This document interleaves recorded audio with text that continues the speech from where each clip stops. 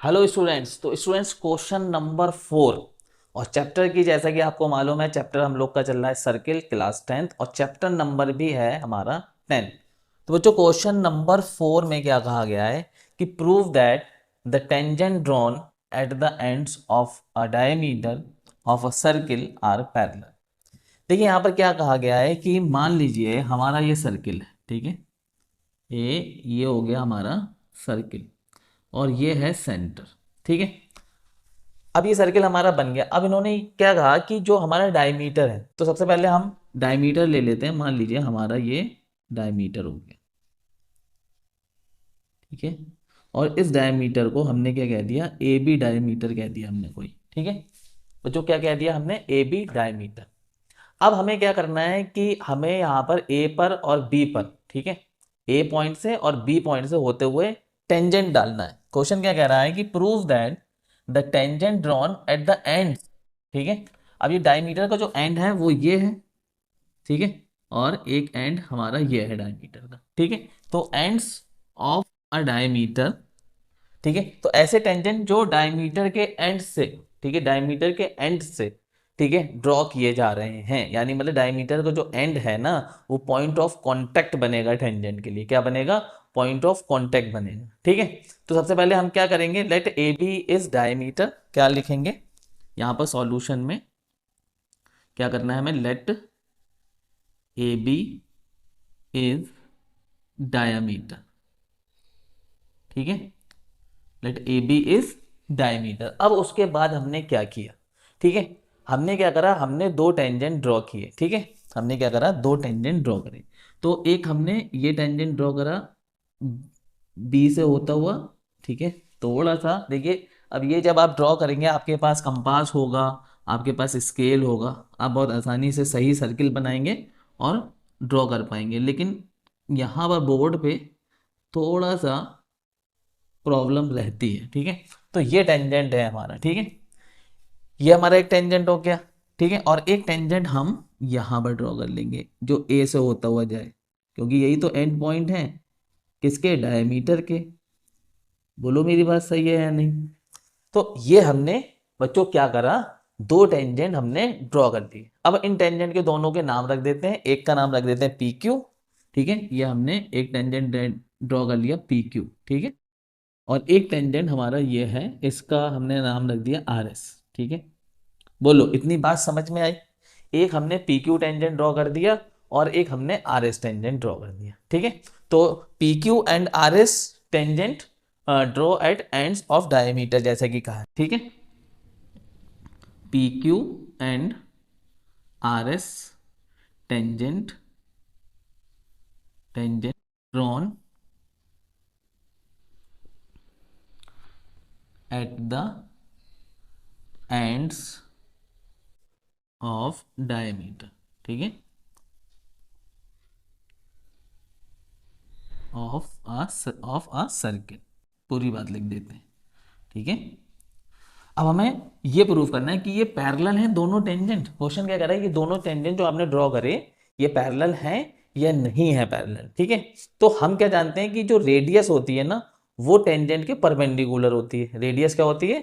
वो टेंजेंट के परपेंडिकुलर होती है। तो हम यहां लिख देंगे we know that radius of circle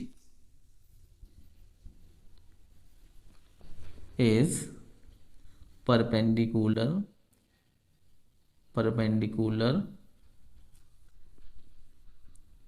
to tangent।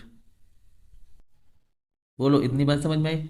ये हमें थ्योरम 1 से पता है, ठीक है, कि रेडियस जो होती है वो टेंजेंट पे क्या होती है, परपेंडिकुलर होती है, या फिर ये कह लो कि टेंजेंट रेडियस पे परपेंडिकुलर होता है। बोलो इतनी बात समझ में आई बच्चों? ठीक है।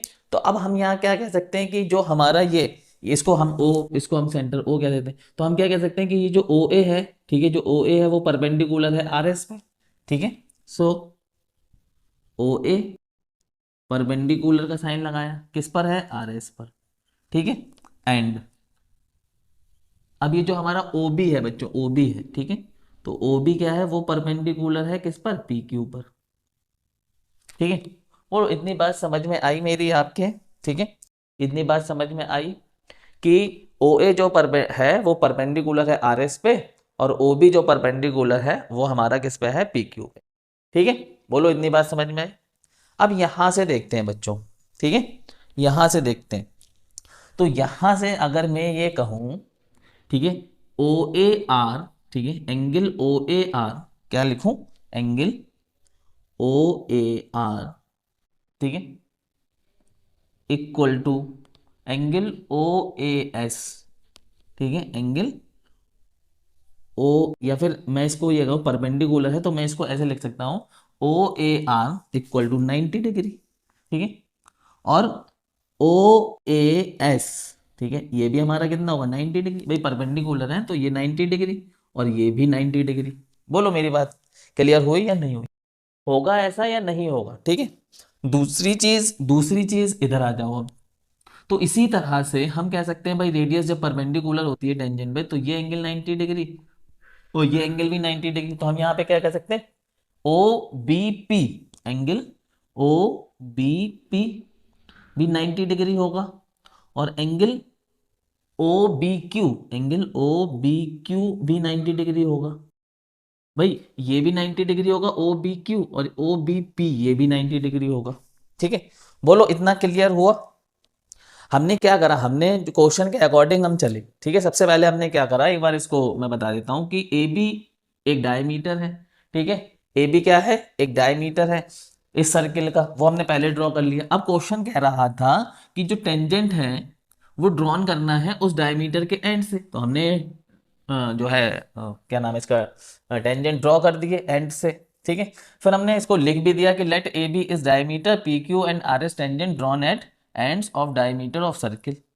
अब हमें ये जो मेन चीज थी, ये आपकी मेन चीज है, क्योंकि हम जानते हैं कि जो रेडियस है वो टेंजेंट के परपेंडिकुलर होती है। उस बेसिस पे हमने कहा कि ये वाला एंगल और ये वाला एंगल 90 डिग्री का है, और ये एंगल और ये एंगल भी 90 डिग्री का है।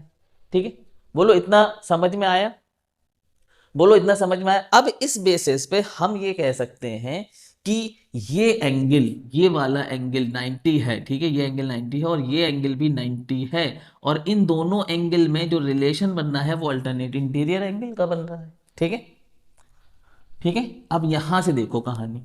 तो यहां से हमने कहा कि O A S angle, angle O A S बराबर है, ठीक है, देयरफॉर लिख देना यहाँ पे, देयरफॉर, देयरफॉर लिखने के बाद इसलिए एंगल ओ ए एस बराबर है एंगल ओ बी पी के, एंगल ओ बी पी के। क्यों बराबर है भाई, ये अल्टरनेट इंटीरियर एंगल है। ठीक है, दिख रहा है आप लोगों को यहां से, चलो मैं ऐसे लिखता हूं, अब देखिए एंगल ओ ए एस, ये वाला एंगल ओ ए एस और एंगल ओ बी पी, ये दोनों बराबर है क्योंकि ये क्या है, अल्टरनेट इंटीरियर एंगल है। ठीक है, बोलो हाँ कि ना।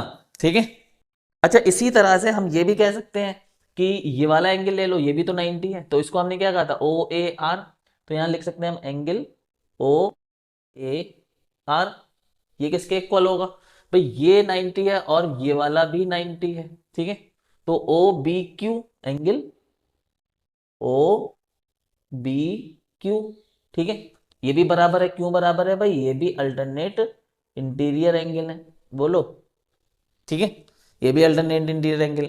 तो अब अल्टरनेट इंटीरियर एंगल अगर बराबर हो रहे हैं, अगर बराबर हो रहे हैं तो दुनिया जानती है कि वो दो पैरेलल लाइन के बीच में ही होंगे। ठीक है, अगर अब नहीं जानते हो तो इसको लिख लो, अगर दो लाइन के बीच में बने हुए अल्टरनेट इंटीरियर एंगल अगर इक्वल हैं, अगर इक्वल हैं तो इसको समझ लो कि वो जो है दोनों लाइनें पैरेलल हैं। ठीक है, तो अगर हमारे अल्टरनेट इंटीरियर एंगल इक्वल हैं, ठीक है, सिंस अल्टरनेट इंटीरियर एंगल्स, ठीक है, एंगल्स आर इक्वल, सॉरी यहां पर एंगल्स आर इक्वल। ठीक है, सो हम कह सकते हैं कि वो दो पैरेलल लाइन है, तो हम यहां से कह सकते हैं कि आर एस पैरेलल है किसके, पी क्यू के। और हमसे यही तो प्रूफ करवाया था भाई, हमसे यही तो प्रूफ करवाया था, हेंस प्रूव्ड। हमसे यही तो प्रूफ करवाया था कि prove that tangent drawn at the ends of a diameter of a circle are parallel. तो हमने प्रूफ कर दिया कि भाई ये आर एस और पी क्यू पैरेलल है। ठीक है, तो ये क्वेश्चन नंबर 4 बहुत ही इंपॉर्टेंट क्वेश्चन था। उसको करना किस तरह से है और क्या इसका सॉल्यूशन रहेगा मैंने आपको यहाँ पर बताया। इसको नोट कर लो, ठीक है, एक बार अच्छे से समझ लो इसको, फिर क्वेश्चन नंबर 5 करते हैं। ठीक है, तो बच्चों क्वेश्चन नंबर 5, बच्चों क्वेश्चन नंबर 5 जो है बहुत ही इंपॉर्टेंट क्वेश्चन है एग्जाम के पॉइंट ऑफ व्यू से, बहुत ही इंपॉर्टेंट क्वेश्चन है। अब बच्चों क्वेश्चन नंबर 5 में कहा क्या गया, ठीक है, prove that perpendicular at the point of contact to the tangent to a circle pass through the centre. अब मैं आपको पहले इस सवाल को समझाता हूं कि सवाल क्या क्या आ रहा है, हमें प्रूव करना क्या है। बच्चों यहां पर ये सर्किल है हमारे पास, ठीक है, क्या है, सर्किल। इस सर्किल का ये सेंटर हो गया ओ मान लो, ठीक है। अब बच्चों क्वेश्चन में कहा गया कि एक टेंजेंट है, ठीक है, कोई टेंजेंट है, मान लो ये पॉइंट ऑफ कांटेक्ट है कोई, और इस पॉइंट ऑफ कांटेक्ट से होता हुआ ये टेंजेंट का पॉइंट ऑफ कांटेक्ट है, और ये हमारा टेंजेंट हो गया, ठीक है, मान लो ये टेंजेंट हो गया हमारा ए बी, ठीक है, क्या हो गया, टेंजेंट ए बी, और ये पॉइंट ऑफ कांटेक्ट को हमने कह दिया पी। ठीक है, अब इन्होंने क्या कहा कि इन्होंने ये कहा कि अब ये जो पॉइंट ऑफ कांटेक्ट से हम एक परपेंडिकुलर डालें इस टेंजेंट पे ए बी पे, अगर हम, तो मेरी बात समझो, क्वेश्चन क्या कह रहा है कि जो हमारा जो टेंजेंट है, ठीक है, उस टेंजेंट का पॉइंट ऑफ कांटेक्ट जो मिल रहा है ना, ये पी मिल रहा है, इसको हमने पी लिख लिया। अब इस पी से अगर हम एक परपेंडिकुलर डालें, पॉइंट ऑफ कांटेक्ट की बात हो रही है, कहीं पर भी परपेंडिकुलर नहीं डालना, पॉइंट ऑफ कांटेक्ट पे ही परपेंडिकुलर डालना है, तो ये परपेंडिकुलर जो है वो आपका सेंटर होते हुए ही जाएगा। ठीक है, to a circle pass through the centre, centre होते हुए ही जाएगा, ये हमें प्रूफ करना है। बच्चों बाद में ही समझ में आई। तो हमने करा क्या, हमने क्या करा, हमने हमने ये करा कि सबसे पहले हम लेट कर लेते हैं, सबसे पहले हम लेट कर लेते हैं कि let O is the centre of the circle. ठीक है, या फिर आप ये भी लिख सकते हो कि वी ड्रॉ अ सर्किल, ठीक है, विच सेंटर इज ओ। ठीक है, हमने इतना लिख दिया। फिर हमने क्या करा, फिर हमने क्या करा, a tangent draw a tangent A B, ठीक है, draw a tangent A B, ठीक है, and point P, and point P is the point of contact, point of contact बच्चों। ठीक है भाई, यही तो हमने करा। सबसे पहले हमने क्या करा, हमने एक सर्किल ले लिया जिसका सेंटर ओ था। अब हमने फिर उसके बाद क्या करा, हमने ए बी टेंजेंट ड्रॉ करा जिसका पॉइंट ऑफ कांटेक्ट क्या बन रहा है बच्चों, पी बन रहा है। ठीक है, बोलो मेरी बात इतनी सही है या नहीं है सही। अब बच्चों हमें करना क्या है, ठीक है, अब हमें दिया क्या गया है, we have to prove, we have to prove. अब हमें प्रूफ क्या करना था, क्वेश्चन से देख सकते हो, वी हैव टू प्रूव कि जो परपेंडिकुलर है at the point of contact, ठीक है, prove that perpendicular perpendicular at the point of contact. अब जब हम पॉइंट ऑफ कांटेक्ट को एक नाम दे चुके हैं, ठीक है, तो वो नाम लिख सकते हैं at the point P, at the point P, point of contact ही तो हो गया, ठीक है, to the tangent, to the tangent to a circle, to a circle passes through O. अब ओ क्या, ओ लिखो खाली से, ठीक है, ये ओ क्या है, ओ जो है वो सेंटर है, चलो इसको ऐसे भी लिख सकते हैं, ठीक है, ताकि टीचर की बात क्लियर समझ में आ जाए। अगर आपने ऐसे लिख दिया कि ओ, और ओ क्या है, सेंटर है, ठीक है, सर्किल पास थ्रू ओ। तो हमारा जो हमें प्रूफ क्या करना है कि जो परपेंडिकुलर है, जो पॉइंट ऑफ कॉन्टेक्ट से होता हुआ जाएगा, वो सेंटर, ये यहाँ पर टेंजेंट है, ठीक है, टेंजेंट, ठीक है, वो सेंटर ओ से होता हुआ जाए। ठीक है, बोलो इतनी बात क्लियर हुई कि हमने आप पहले ये समझा कि क्वेश्चन है क्या, और जब तक आप क्वेश्चन को समझोगे नहीं आप क्वेश्चन नहीं कर सकते।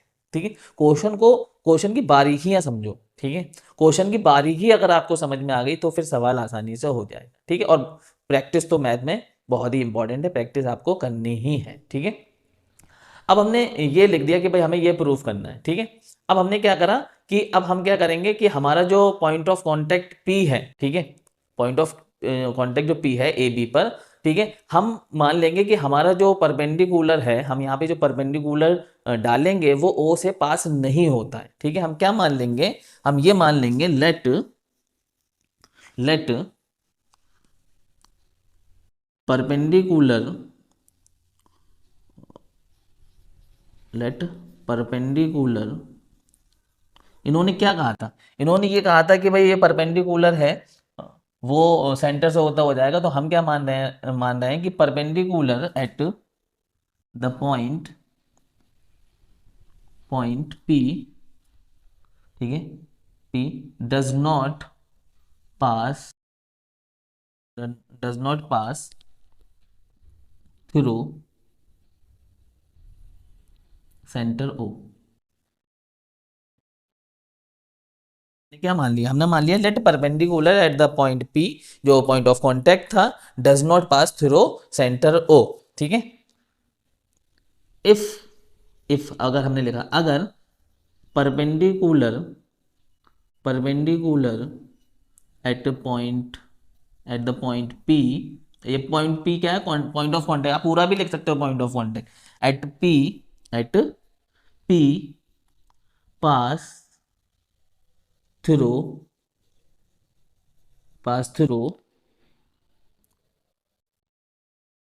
O dash.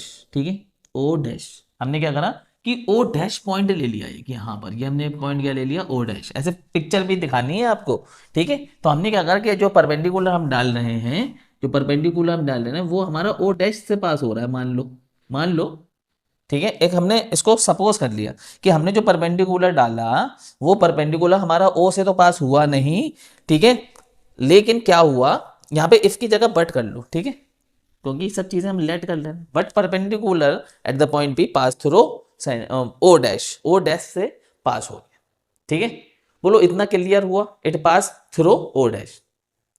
अब हमने इसको ज्वाइन भी कर दिया। ठीक है, अब हमने क्या करा, हमने OP को भी ज्वाइन कर दिया। ठीक है, हमने OP को भी ज्वाइन कर दिया। ठीक है, तो यहां पर हम ये भी लिख देंगे ज्वाइन नाउ, उसके साथ साथ हमने क्या करा, नाउ ज्वाइन OP, हमने OP को भी ज्वाइन कर दिया। अब ये दो चीजें हो गई। ठीक है, अब इसके हिसाब से क्या होगा कि हमारा, क्योंकि हमने परपेंडिकुलर डाला है, ये हमारा क्या है, ये हमारा परपेंडिकुलर है, और जब भी किसी लाइन में परपेंडिकुलर डलता है तो वो 90 डिग्री का एंगल बनाता है। तो इस बेसिस पे हम कह सकते हैं कि O डैश PB, ठीक है, O dash PB equal to 90 degree. ठीक है, बाई कंस्ट्रक्शन। ठीक है, जैसा कि हमने सपोज करा था, यहाँ पे लेट की जगह सपोज लिख लो। ठीक है, लेट की जगह क्या लिख लो, सपोज लिख लो, सपोज ज्यादा अच्छा रहेगा। ठीक है, हमने सपोज करा था, तो सपोज करने पे हमारा ये आ गया कि O डैश PB जो है वो 90 डिग्री है। अब दूसरी चीज ये थी कि हम जानते हैं बहुत अच्छी तरीके से कि हम रेडियस जो है वो टेंजेंट परपेंडिकुलर होता है। We know that radius is perpendicular to the tangent, we know that radius is perpendicular to, perpendicular का मैंने साइन लगा दिया यहाँ पे, परपेंडिकुलर टू टेंजेंट,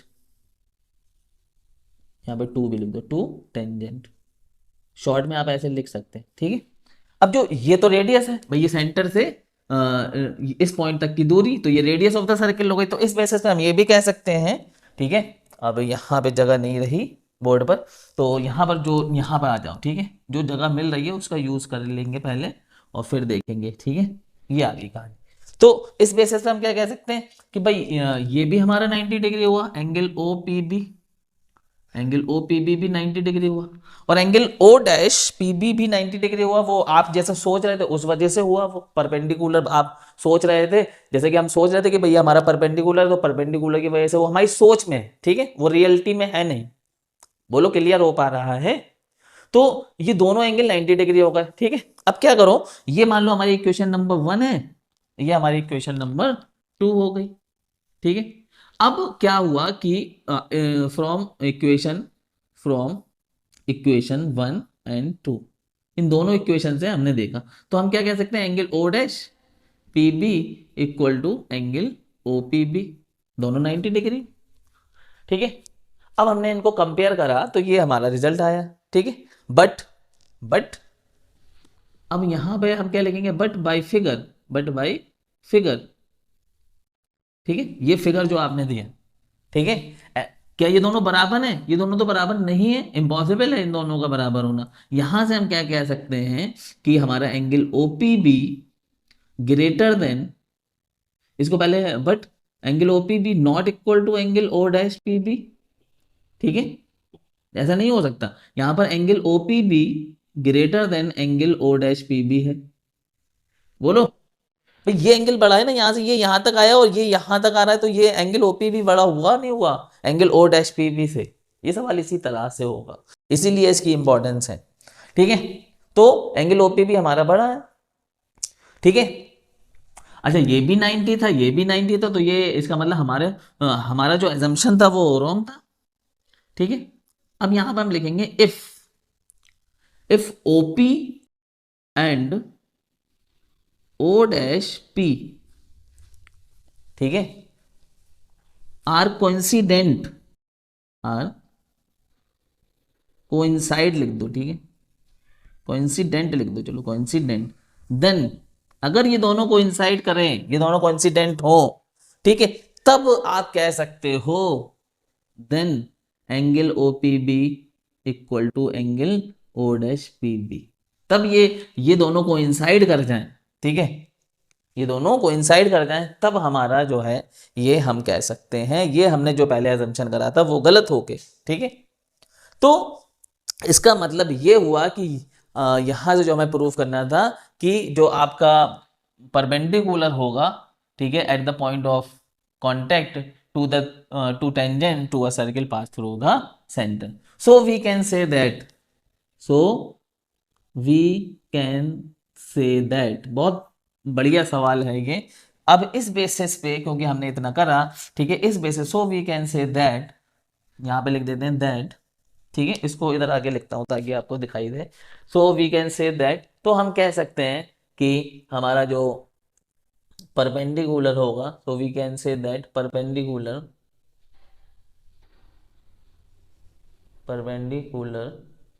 ठीक है, एट द पॉइंट, अब यहां पर क्योंकि लास्ट में लिखना है तो पूरा वो क्वेश्चन से हमें लिख देना है, point of contact to the tangent to the tangent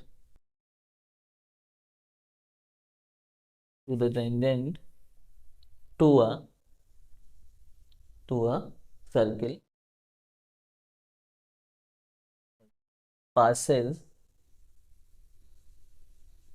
through the centre, ठीक है।